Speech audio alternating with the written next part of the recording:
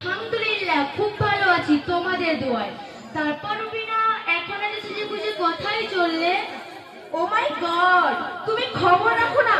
আর বিষ্ণুপুরের শিল্প মেলায় শেষ দিন, সেখানে সিরিজের মতো হাই ফাই নায়ক নায়িকা আসবে, সেখানে মানুষের ঢল নামছে, আর তুমি বলছো কোথায় যাচ্ছ? আরে যাবে তো চলো। আস্তাগফিরুল্লাহ আস্তাগফিরুল্লাহ, তুমি একজন মুসলমানের ঘরে মেয়ে হয়েও বলছো কিনা বিষ্ণুপুরের শিল্প মেলাতে যাবে, তো চলো। আরে মুসলমান ঘরে মেয়ে, তাই বলে কি এই পোশাকের বাজার ঘাটে বেরোনো যাবে না?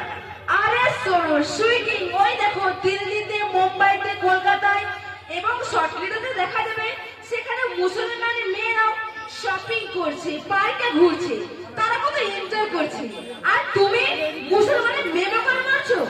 আরে শোনো, এখন একটু এনজয় করে নি। দেখো বোন, আল্লাহ রাব্বুল আলামিন নারী দেহ অর্থাৎ পায়ের গড়ি থেকে মাথার চুল পর্যন্ত একটা মৌলিক অংশ করে সৃষ্টি করেছে। আর এই মধ্যে বা সরকারি পর্দা পড়লে তাহলে মন জেনে রেখো, কিয়ামতের দিন আল্লাহ তাআলা ওই শরীর ওই দেহ জাহান্নামের আগুনে পুড়িয়ে দেয়ছে এবং অনন্তকাল পর্যন্ত ক্ষমার সুযোগ রাখবেন না। এই মেয়ে, তুমি তো আমার বেশি বকছো। বকবো কেন? পর্দা করতে তো আমার কোনো সমস্যা নেই, সমস্যা তোমাদের যারা ইসলামিক সংস্কৃতি ছেড়ে এসব বস্তা মতো সংস্কৃতি নিয়ে পড়ে আছো, তাই তো তোমরা আজ বেপরোয়া ঘোরাফেরা করছো। আরে লাইফটাকে এনজয় করতে শিখো।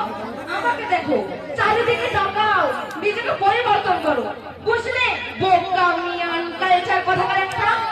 বর্ষা পরে লাইফটাকে এনজয় করা যায় না বুঝি?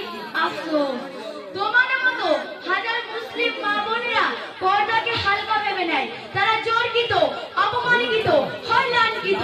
কি দরকার এরকম এনজয়?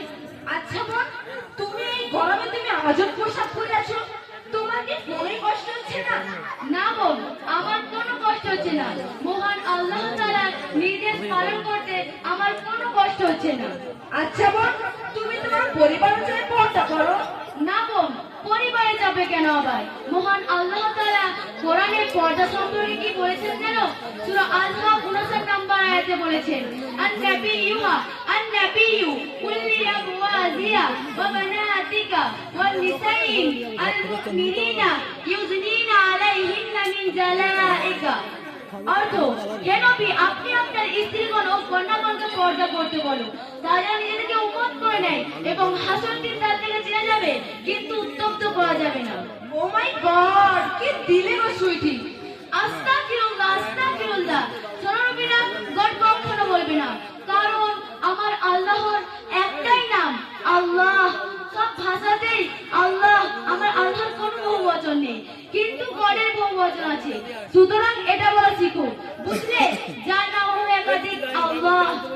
ও আল্লাহ, তুমি এত কিছু জানো?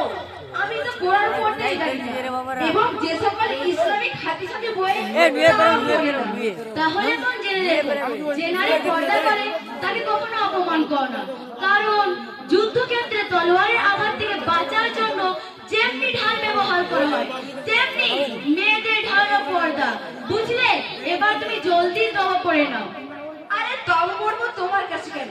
তোমাদের হুজুরের কাছে পড়বো, তাহলে আমি অনেক কিছু জানতেও পারবো, শিখতেও পারবো। নিয়ে যাবে কি তোমাদের হুজুরের কাছে? অবশ্যই অবশ্যই, চলো তাহলে, ভালো হলো তো। ঠিক আছে চলো। এই বলে আমি আমাদের মুকাল্লামা শেষ করলাম। আসসালামু আলাইকুম ওয়া রাহমাতুল্লাহি ওয়া বারাকাতুহু।